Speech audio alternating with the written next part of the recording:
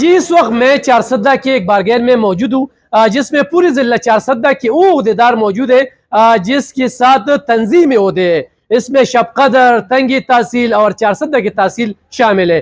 اس نے کچھ فیصلے کیے. ایک تو زیادہ ٹیکس کی وجہ سے یہ کاروبار چھوڑنے پر مجبور ہو چکے ہیں، اور دوسرا بائیو میٹرک کے حوالے سے اس نے ایک فیصلہ کیا ہے. تو ہم ان سے بات کریں گے کہ یہ اس حوالے سے کیا بتا رہے. اپنا تعارف کریے اور کیا کہیں گے آپ؟ جی میں عرفان مرجان بات کر رہا ہوں. یہ جو ٹی ایم اے والے ہیں، یہ ہم نے اپنی پراپرٹی پہ جو سائن بورڈ لگائی ہوئی ہے، یہ اس کے ٹیکس مانگ رہے ہیں ہم سے. ہم ایکسائز کو بھی ٹیکس ادا کر رہے ہیں اور یہ بھی ہم سے ٹیکس مانگ رہے ہیں.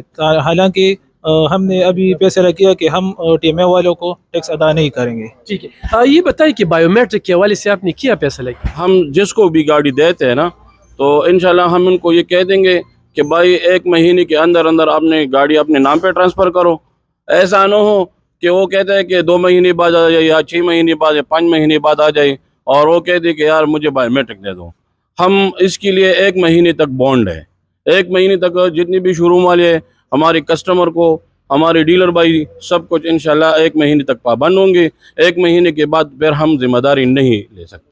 تو بائیو میٹرک کا فیصلہ ہم نے اس لیے کیا، خدا نہ خواستہ آج کل حالات بہت زیادہ خراب ہے، تاکہ کچھ گاڑی میں جس کے نام پہ آنر ہے نا، اس پہ کوئی دہشت گردی نہ ہو جائے یا کوئی دوسرا ڈاکہ ماکہ وغیرہ نہ ہو جائے. اس لیے ہم نے یہ فیصلہ کر لیا ہے.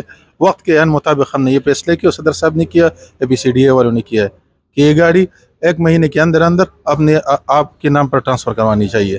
شکریہ جی. ان لوگوں نے اجلاس میں محکمہ ٹیم سے صوبائی حکومت کی زیادہ ٹیکسوں سے بہت گلے شکوے کی ہے. دوسری بات، پوری ضلع میں جس نے بھی گاڑی خریدی ہے بارگین سے، تو 1 مہینے کے اندر اندر اپنا ٹرانسفر کری. اس کے بعد کسی بھی بارگین کا مالک ان کی اس ٹرانسفر کا ذمہ وار نہیں ہوگا. جی